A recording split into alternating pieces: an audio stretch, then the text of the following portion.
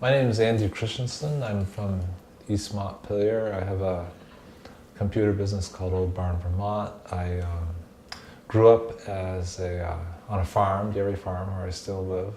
I had a lot of problems with my hip, a lot of pain. And I was walking across the room pretty much the way my grandmother did when she was 98, 99, and I wasn't nearly that old yet.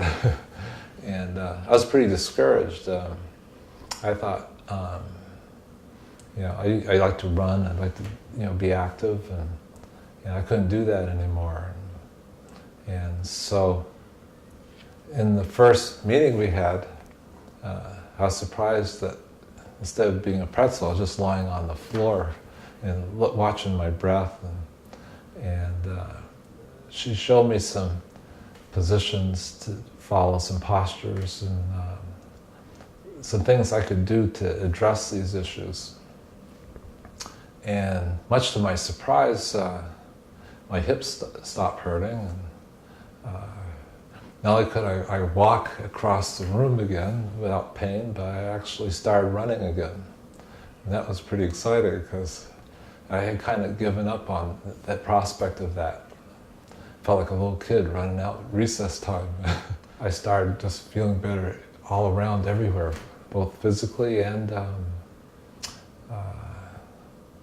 I suppose it's sort of like a nice warm bath on the inside. It just felt more energy, more healthy. So I wanted to keep Ellen on her toes and present new problems since she fixed the old ones I had. So it seemed like each week I had a new problem. It was my left knee and my right knee, and I don't know, there was just one thing after another. It got worse about a year ago, in January of 2012, in that I had a lot of pain in my intestinal area and ended up in the hospital for a couple days and didn't know what that was at the time. Had some tests, had a CAT scan, and still couldn't figure it out. And then over the course of that year, other things happened. I was still not feeling right. I had, in the summer, I had internal bleeding. I guess that was in May. And turned out that after I had swallowed a video camera, those video cams that it sends wireless signals to a hard drive on my belt there. It turned out that I had a large tumor, and so it turned out that there was more than one tumor. There was about 7 tumors, and sometimes the prognosis didn't look so good. And so the yoga sessions became not only yoga, but also some counseling on how to face this situation. There's sort of a complementary approach in a way, is that Ellen's words of comfort and wisdom melded nicely with the yoga practice, which reminded me I had to keep breathing. I wasn't dead yet. So the focus on the breath, the meditation, all of these things, took me through a scary time. That I remember people would ask me, say, "Aren't you awfully scared about this?" And I think even Ellen asked me if I was awfully scared about this, but the tools that she'd given me with the yoga practice and these things really calmed me down and made me look at a bigger picture. And I remember there's a couple times when I wasn't feeling very well in the hospital after they'd taken out a couple feet of my small intestine. That I remember going through the breathing practice that Ellen had taught me. And also the chant that accompanied the yoga postures was in my mind several different times. And all of this just sort of calmed the situation down for me. Thinking back on how the yoga practice intersected in my symptom du jour, there are times where I would look at the practice that Ellen gave me, and it hurt to do certain things. So Ellen would adjust it. It was she could calibrate the practice to the symptoms I had. One of my symptoms was headaches at one point. And I tried everything I could think of to get rid of them. I took homeopathic pills, I changed my diet, did the politically correct things of getting rid of dairy and gluten and all this stuff, and nothing could really make a dent in it until I remember I was just astonished when I did this, but she had me observe the pain, stop fighting it, and after a breathing exercise to look at the pain and to notice what color it was, what temperature it was, what texture it was. And just by observing it, it was just like watching water on a frying pan. If you put it, you wash your frying pan, put it on a stove, and you can see how it evaporates. Just that little circle in the pan shrinks until it disappears. And I saw the pain do that. I was able to direct energy myself to places that were in pain. When I come to Ellen, sometimes it could be a very serious pose or posture I'm learning or so.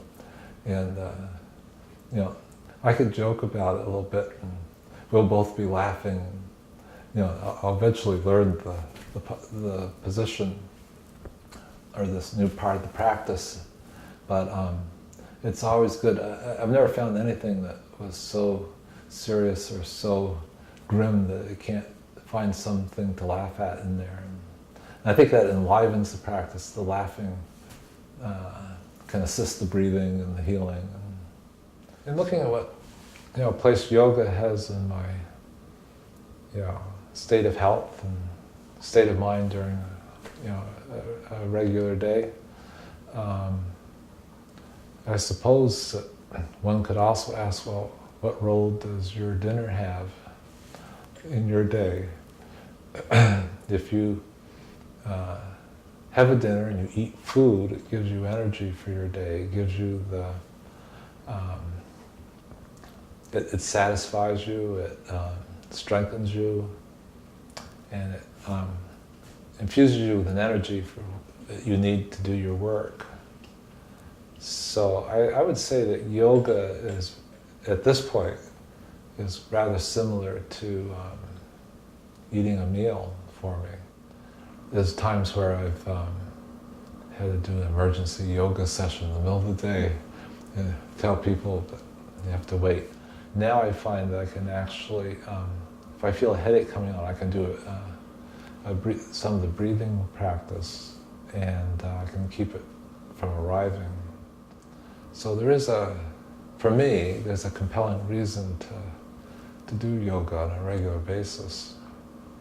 Meditation was very helpful for me. When I was in the hospital, and when I found I had cancer, was the exercise that Ellen had me think of in terms of I was just like a person in my house, and I observed myself in the town of East Montpelier, and then the state of Vermont, and then the country, and then the Western Hemisphere, and then the solar system, and then the universe, until I became such a tiny speck that my existence didn't consume the whole palette of everything I saw. The bigger picture was was a comfort at a time when I didn't know, but I might die. It was a real possibility. So the yoga incorporates, I think, these spiritual insights as well as dealing with the body. When I came back from the hospital, it was sort of like, I couldn't do yoga then, and I was really, felt like I really missed it. I couldn't even lift a milk jug. But Ellen said, well, you still practice yoga in your mind. You can still pull the energy around, and you can still direct energy.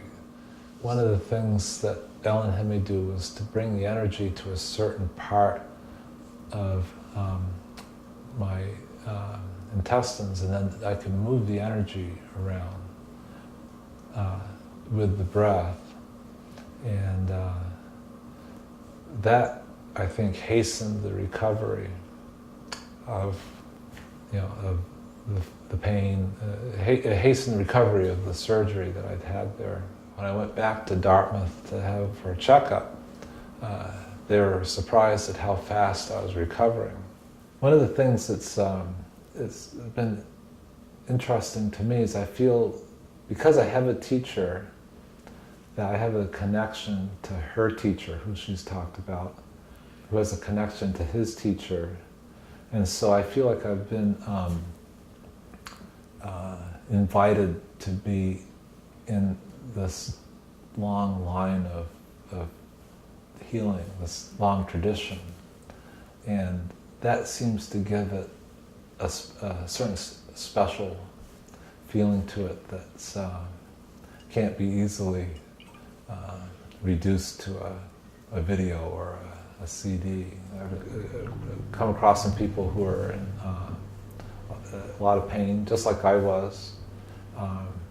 And I've suggested to them that they do yoga, and their first response is, "Oh, I just couldn't do it. My hip hurts, or my leg hurts, my knee hurts."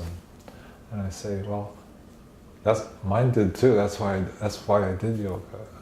I said, "Well, doesn't that aggravate it? Doesn't that make it worse? All that movement and going into weird positions?" And I said, "No. Well, at least with Ellen, they could learn how to do some yoga that could actually help get rid of the pain." Because I said there's different kinds of yoga. The only yoga I really know much about was what Ellen showed me, but I know that yoga, I know it won't hurt you, it will make you get better. It'll get rid of the pain that makes you think that you can't do yoga. That yoga is called Vini yoga.